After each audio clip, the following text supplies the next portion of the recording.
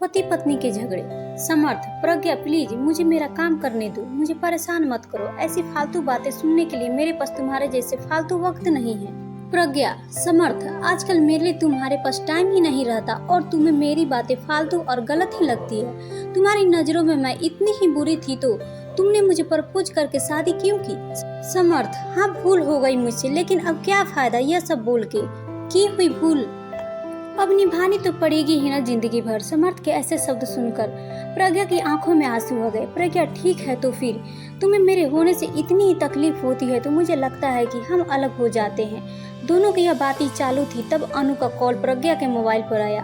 अनु, समर्थ और प्रज्ञा दोनों की कॉमन फ्रेंड थी। प्रज्ञा अनु का कॉल उठाती है लेकिन अनु कॉल पर रो रही थी। प्रज्ञा, अरे बोलना कुछ, क्या हुआ?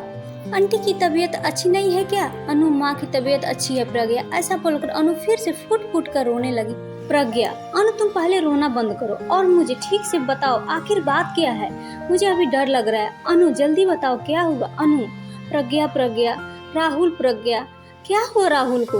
अनु, प्रज्ञा, कल रात को कश्मीर में आतंकवादियों के साथ गोलीबारी में राहुल को 4 गोली लगने से राहुल शहीद हो गए।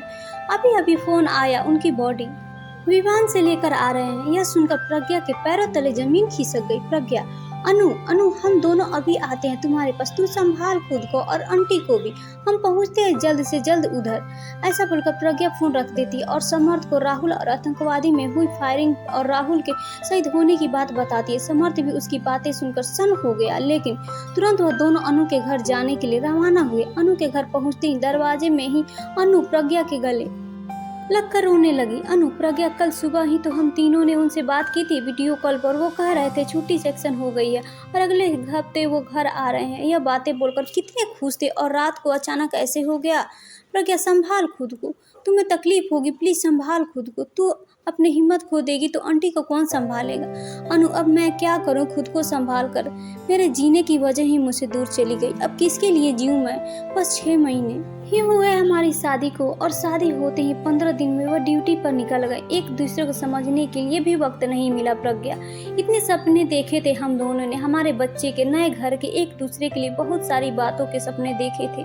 अब हमारे सपने अधूरे रह गए, हमें वक्त नहीं मिला प्रज्ञा, वक्त ही नहीं मिला। थोड़ी देर में राहुल की बॉडी तिरंगे में लपेटकर घर पर आई। शासकीय इंतजाम से राहुल का अंतिम संस्कार हुआ। सभी विधि खत्म होने पर समर्थ और प्रज्ञा अपने घर वापस देर रात तक पहुँचे।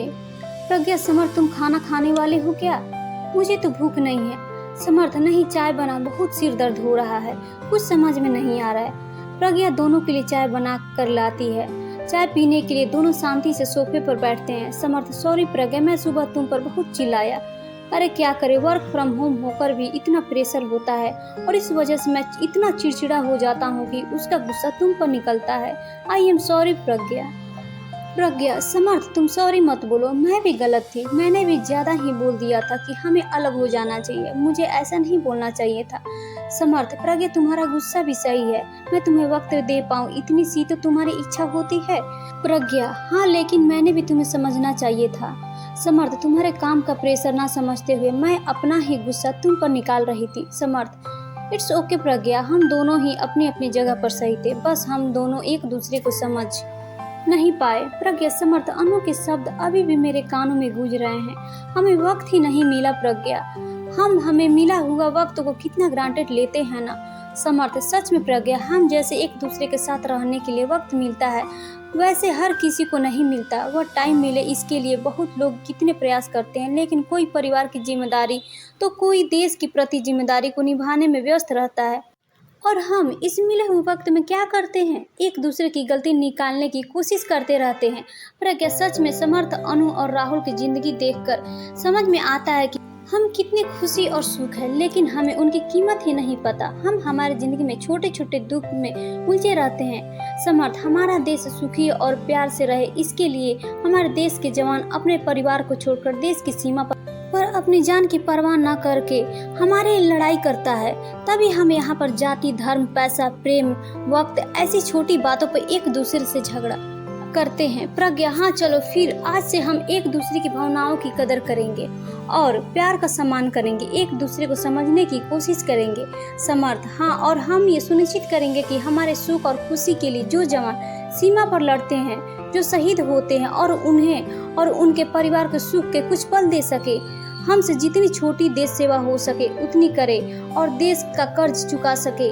आप सभी को कहानी कैसी लगी दोस्तों? अपनी राय जरूर शेयर करें दोस्तों। कहानी अच्छी लगी हो तो चैनल को लाइक, सब्सक्राइब, शेयर करना ना भूले दोस्तों। फिर मिलते हैं नई कहानी के साथ। Bye bye.